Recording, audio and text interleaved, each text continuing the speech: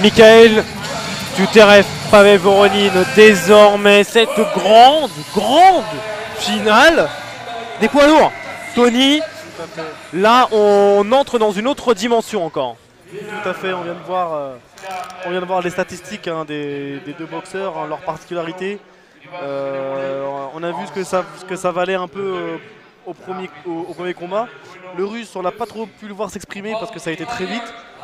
Donc là, voilà, on espère que ça va durer ce coup-ci et on a hâte de voir ce que ça va donner. On rappelle sur le tour précédent, la demi-finale, un petit peu le parcours des deux. Ça a été très rapide pour Tuterev. Trop rapide peut-être. Tout à fait. Bon, bah, pour lui, c'est vraiment idéal parce qu'il a fait un premier combat très rapide qui fait qu'il n'a pas pris beaucoup de coups. Il est toujours frais. Maintenant, il a tout à. Maintenant, sa soirée commence pour lui ce soir.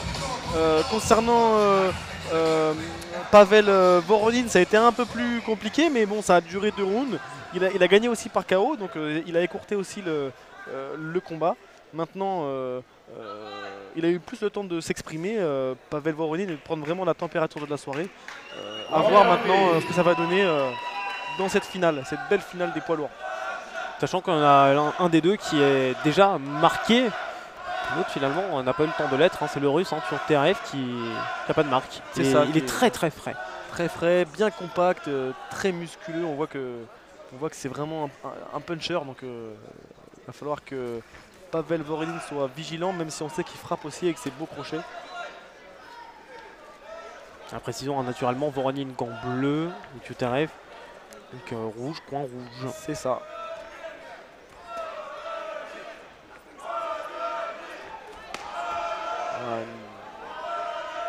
Bon contre sur la jambe d'appui là, avec le fouetté bas de la part du russe, qui est dans le même schéma que le combat précédent, qui attend un peu. Il attend son heure. Et on voit que ça frappe.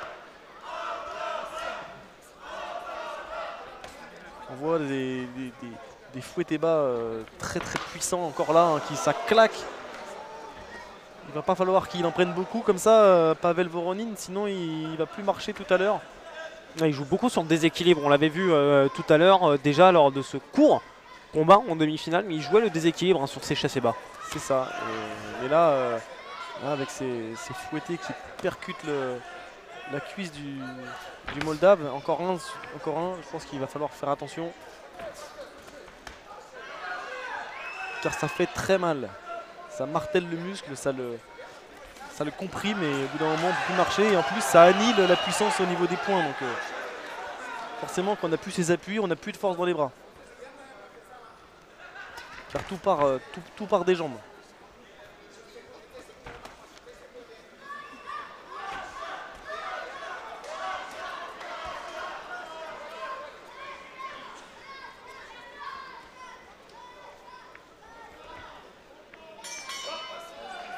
On a repris un petit temps d'observation quand même sur la fin de cette première reprise pour bien se jauger.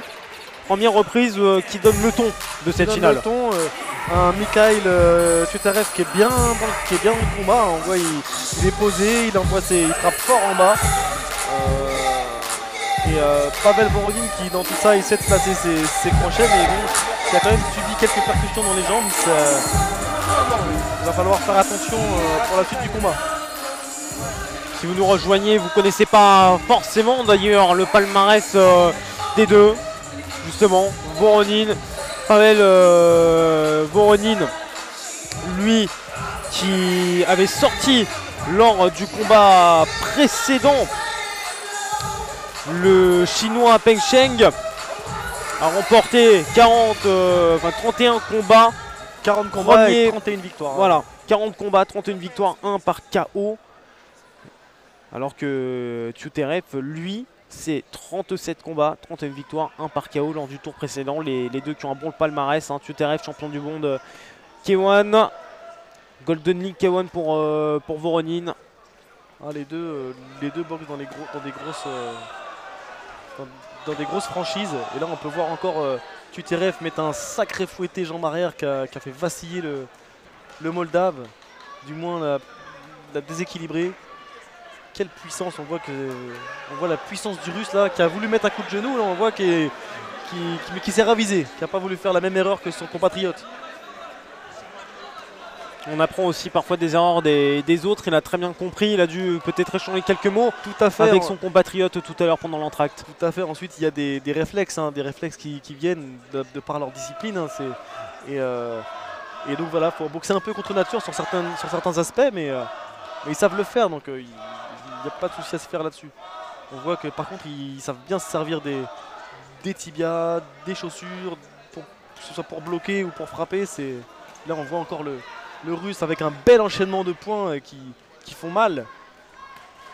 Et la riposte là, du Moldave aussi fort. Les lourds ça déménage et là on peut le voir à l'œuvre. Ah, ça se voit, ça s'entend. Claque beaucoup plus fort, plus de puissance et aussi sur la technique. On sent que parfois on s'embarrasse pas forcément à bien faire partir la jambe. Là il n'y a pas forcément de grands appuis, ça part direct et ça claque bien aussi. Tout à fait, ça fait... Vraiment qu'il peut vraiment utiliser toute la surface soit des pieds, soit des tibias. Et ils utilisent tout ce qui est possible, tout ce qu'on peut utiliser pour faire mal, pour détruire. Là on voit le Moldave qui a bien bloqué.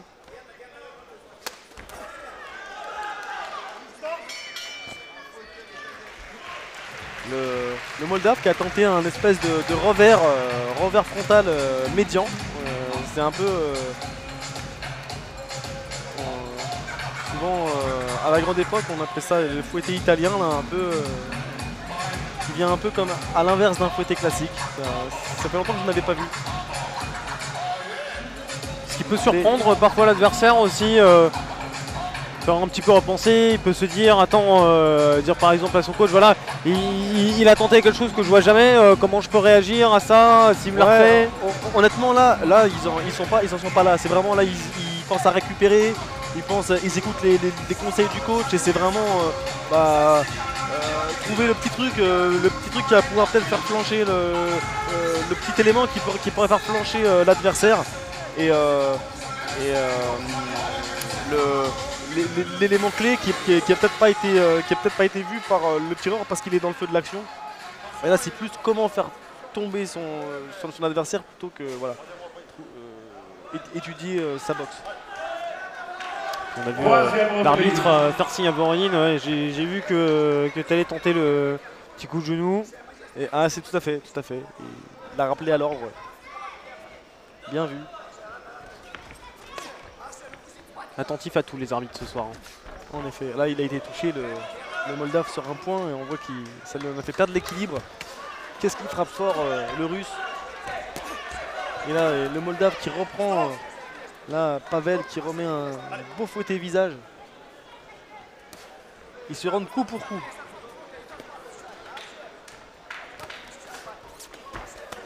Il travaille au corps.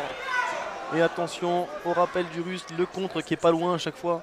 Qui fait toujours un peu trembler le Moldave à chaque fois qu'il tente une action. Un direct fouetté bas de la part du Russe qui bloque derrière pour pas se faire pas prendre le... Et le Moldave qui remet là encore. Des belles jambes pour des poids lourds, c'est impressionnant de voir les jambes qui se lèvent avec aussi autant d'agilité. On entend les Russes dire Davai. Allez. Voilà, forcément le clan russe qui est un petit peu plus garni que prévu. En effet, ils sont venus les Russes. Et pas pour rien parce qu'ils ont un fier représentant là, de l'école russe qui enchaîne, hein, qui continue de laminer les appuis du Moldave avec ses fouettés bas jambes arrière qui arrivent. Cette espèce de crochet uppercut là qui vient de perturber là. On voit le Moldave qui vacille et qui tombe. Le travail encore et encore qui paye. Et qui paye bien de Mirit Siturev. Pavel Voronine qui est en train de flancher. Non, je soupçonne l'accélération là du Russe qui va vouloir aller au bout. Il sait qu'il a mal à la jambe. Et que là où le travail dans les cordes où ça peut ne pas passer rattraper, voilà. Au-dessus du ring. Bon, une fin de reprise qui arrive à point nommé, à vraiment point nommé pour Pavel Voronin, qui était vraiment au bord de l'implosion sur cette fin de reprise. Le travail de sape de Voronin est encore de Titourev est encore à mettre en avant, à l'image de ce qu'il a fait en demi contre Fabrice Aurieng. Il arrive au fur et à mesure à mettre sa puissance, à mettre son rythme, à mettre son impact. C'est un rouleau compresseur, hein. C'est un bulldozer. Il fait vraiment, il fait mal, hein. On voit que les impacts, ça fait vraiment très mal. Là maintenant, il va falloir que Voronin se méfie jusqu'au bout. Et là, il n'y a plus trop de solution pour lui à part tourner, essayer de trouver boxer peut-être un petit peu contre nature. Parce que là, s'il reste de front face, à moins de tenter vraiment le keep punch, quoi, le geste qui va peut-être pouvoir surprendre le russe. Hormis cela, je vois pas comment le Moldave pourra arriver au bout de la montagne russe. Ouais, surtout que ce russe, Titourev, est sorti un petit peu plus frais et surtout très peu touché lors de sa demi-finale. Donc il y a une fraîcheur physique qui est forcément un petit peu plus intéressante. En effet, là on voit le Moldave là, qui retente, qui retourne entre guillemets au charbon pour dire non, je suis encore là, crois pas que tu m'as battu. Néanmoins, il a craqué une fois, pour l'instant il n'a pas rompu.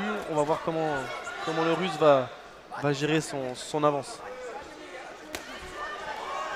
Il vient encore surprendre le Moldave par un direct. Et cette jambe arrière qui est toujours aussi puissante, même en déséquilibre, il arrive à le faire flancher.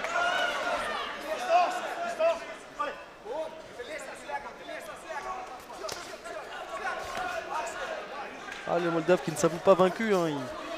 Il travaille encore, des beaux crochets et des finitions en ligne basse avec les jambes. Et encore une fois, crochet, suivi d'une jambe fouettée dans les jambes. Attention à cette jambe qui se lève bien. Il est vraiment entré dans une gestion de son combat.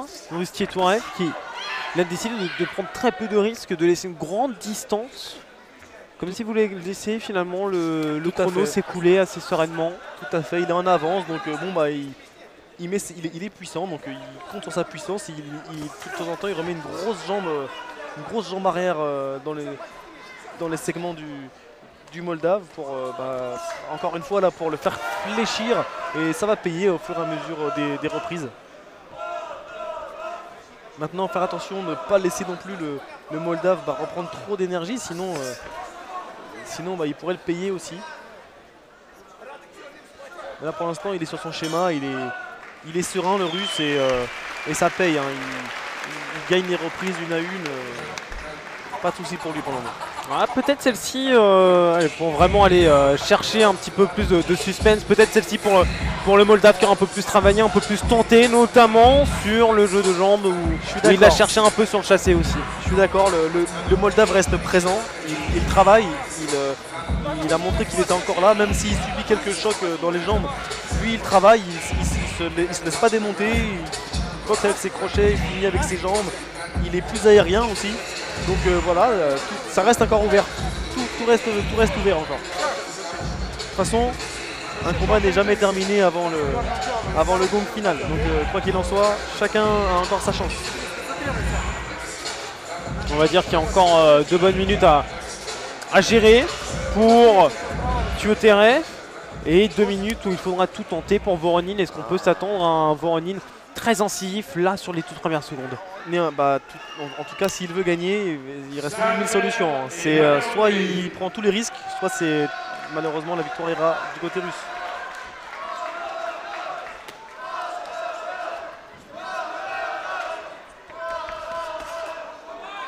Surtout que la Titourev continue à travailler sur les mollets. C'est impressionnant encore une fois là. Exactement, et les quadriceps qui doivent être meurtris du côté moldave. Encore une fois, mais il se laisse pas faire, il se laisse pas démonter. Il a pris un fouet bas derrière, il en remet 4 et plus un fouetté aussi. Donc il est encore là le Moldave. Il lui manquerait peut-être un petit compte, s'il arrivait à faire compter le Russe, peut-être que ça changerait tout au niveau de la décision des juges. Surtout qu'il a cette faculté d'accélérer au pied, à la pointe, sur le chassé, au point aussi, que ce soit la longe du droit, longe du gauche. Il est très présent quand même hein, quand il arrive à dynamiser un petit peu son combat. Mais... Exact, et puis ça reste des poids lourds, hein, ça reste des poids lourds. Donc un coup, il suffit d'un coup hein, pour faire vaciller l'autre. Donc autant dans toutes les catégories c'est le cas, mais c'est encore plus vrai chez les poids lourds où là il y a une vraie puissance et on peut vite éteindre la lumière.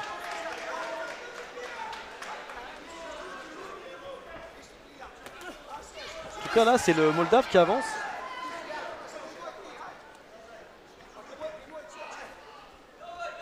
En même temps le Russe travaille intelligemment, hein. Mikhail Tutorev prend pas de risque, il a fait entre guillemets son job, maintenant il laisse passer un peu la montre, puis il reste présent néanmoins. Donc,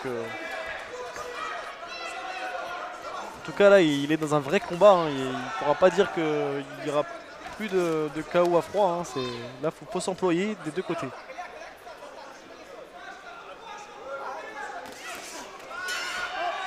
Fin du combat.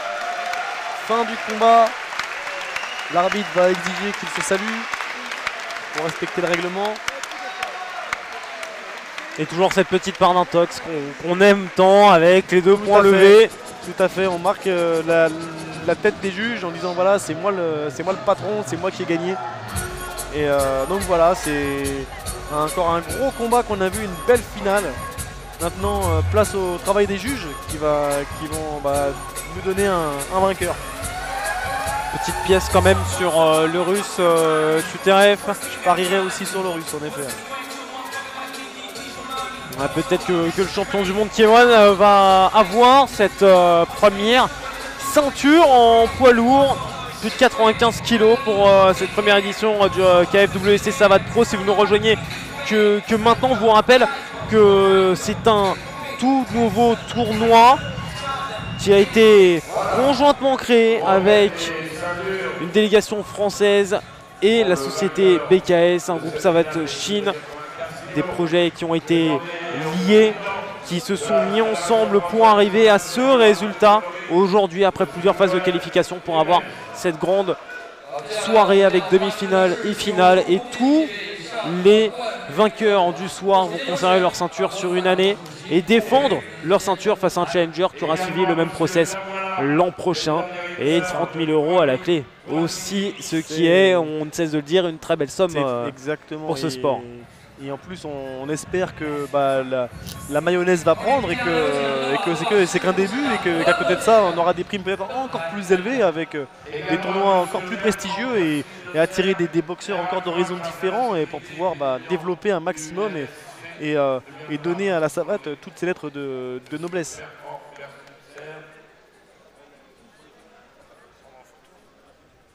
La dernière personne, Monsieur Rail.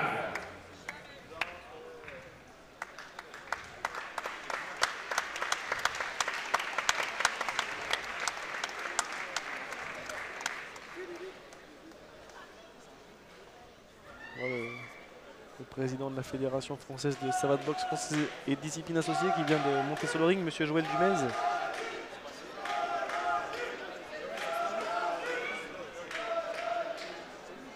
Il y a beaucoup de monde qui entoure les tireurs. De ce combat à l'unanimité des juges et remporte la finale FKFWC des plus de 95 kg, le Russe Mikhail. Sans surprise,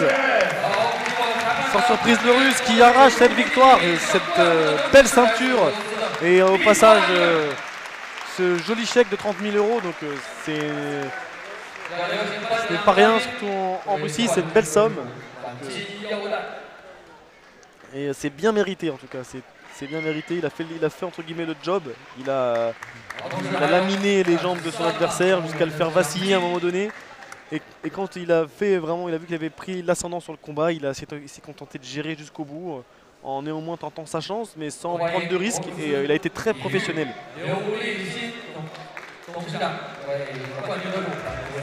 Et donc le premier vainqueur de cette ceinture KFWC Savate Pro en plus de 95 kg et ce russe Mikhail Tyuterev, 32e victoire en 38 combats. Exactement. Ça nous fait quand même un bon ratio. Mais pour l'ensemble des tireurs de la soirée, de toute manière, le ratio est plus que positif. C'est ça, c'est ce sont des tireurs de pointe, hein, donc ils font vraiment partie de l'élite mondiale, donc c'est avec une grande logique hein, qu'ils ont un palmarès bien étoffé et que là pour le vainqueur, il étoffe encore un peu plus son palmarès.